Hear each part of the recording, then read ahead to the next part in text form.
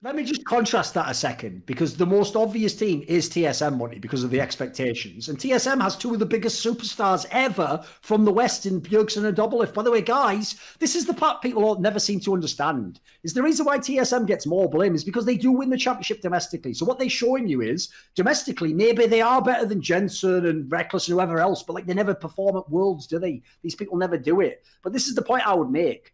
Nowadays, for the last few times those guys have gone to Worlds, dude, in their interviews before the tournament begins, it's like they're setting their fans up for like, if we maybe fail, or like, Doublelift's the worst now because he's gone like full cargo cult, mate. Like, he's gone from like, well, in past years, I always used to say we were going to do really well, but then we'd fail. So this year, I'm going to say we're going to do bad and see if that reverse jinxes me, or I'm going to hop twice on the left foot, then do a reverse spin, no backsies. And if, like, where are you going, mate? Just play fucking League of Legends. Like, it's the opposite. You want to be thinking less about the expectations, less about the pressure, less about who's on the other team. Because I'm sick and tired of every year having Doublelift just like fucking like half fillet some other AD carry in his group, like, oh, Ruler's so incredible. Who's the ice? Not supposed to be Ruler, you idiot. Can you actually have some self-esteem and win a few of these games? Like, it's one thing if you only lost to those guys and they're like the Titans. Doublelift talks this game and then he goes towards, he loses to anyone. Anyone who can sit in a seat and press go can beat Doublelift in a Worlds group. Like, this is ridiculous. So, and I think that really does, I'm not joking, that ties into what you're talking about, Monty.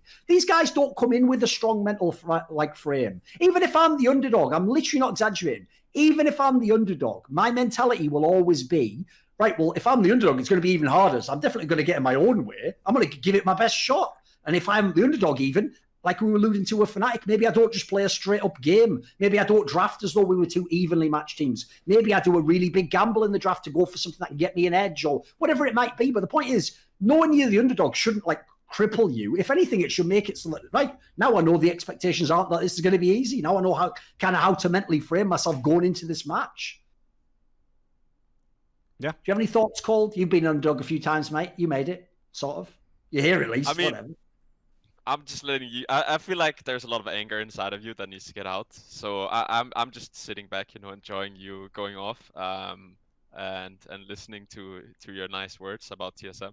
So okay. You're just basically playing the role of all the TSM players after they lose Worlds, and I'm Reggie. Right? I think you have a good point about the fact that if you are a star player, when you go to Worlds, that is the time where you wanna take responsibility and showcase how good you are or how much you can take over the game if you are given a good situation. And I feel like is it impossible to carry the game from let's say from bot lane doing Worlds?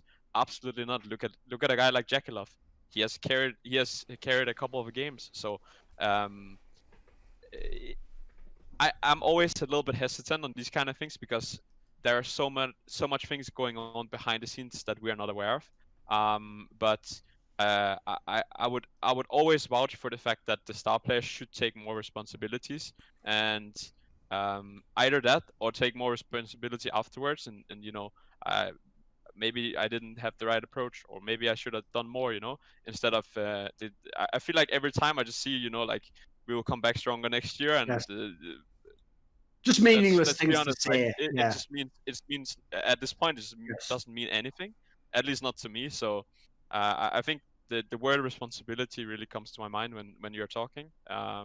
So I mean, and it kind of translates a lot to what we discussed earlier in the fact that if you want NA to succeed, the star players need to show responsibility. Yes. And that comes from, so for example, within the organizations, within the academy teams, if the star players takes responsibilities on the LCS teams and tries to push the entire squad, not just the five players within the team, but also trying to help the entirety of the organization to elevate, then maybe that's the way to go. At least showcase some kind of responsibility to make the best out of what you can. And I'm sure that these guys are doing that in some way, but maybe they have to rethink the way they're doing it. Yeah.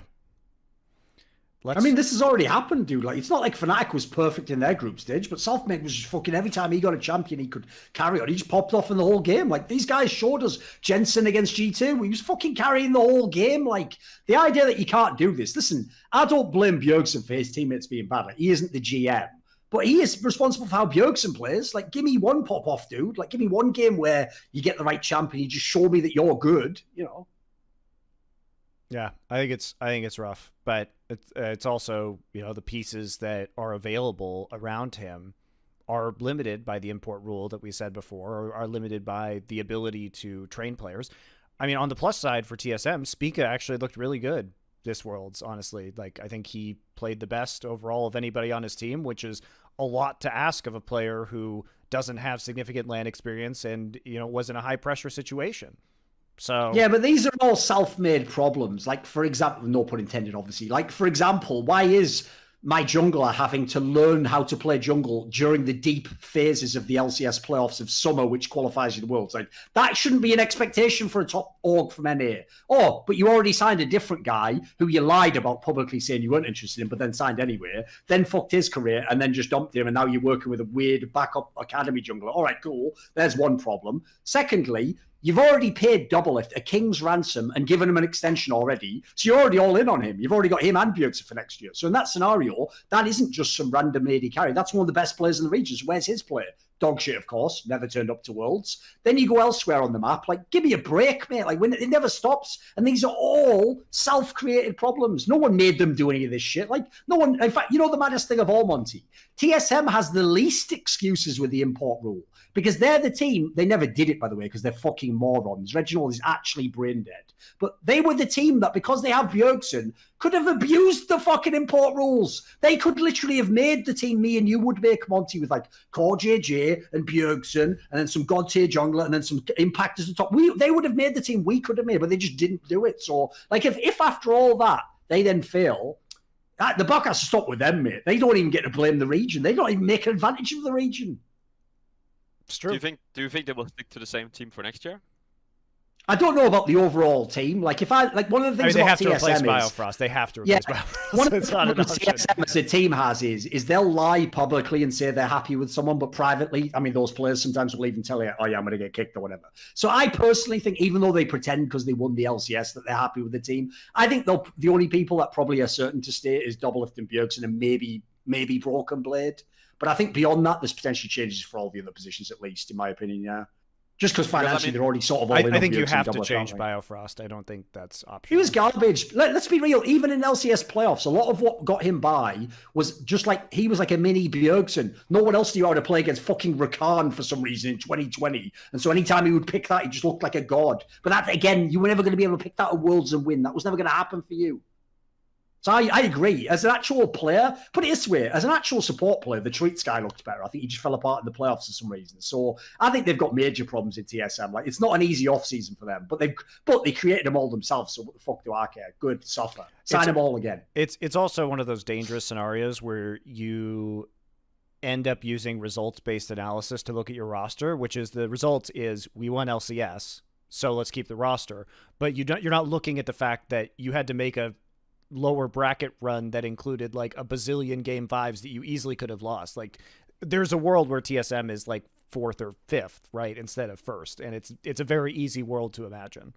So I think you have to make some changes. The roster itself is also, I mean, they have only played for half a year, I guess, together. So I mean, I think maybe the general expectations are also like a little bit unfair in that sense, but we will have to see, you know. It depends, you know, what their ambition is. If it is to win NA, then maybe they can do it again. But maybe if they want to succeed at Wolves, then they maybe need to rethink their roster. But that is at least my take on it.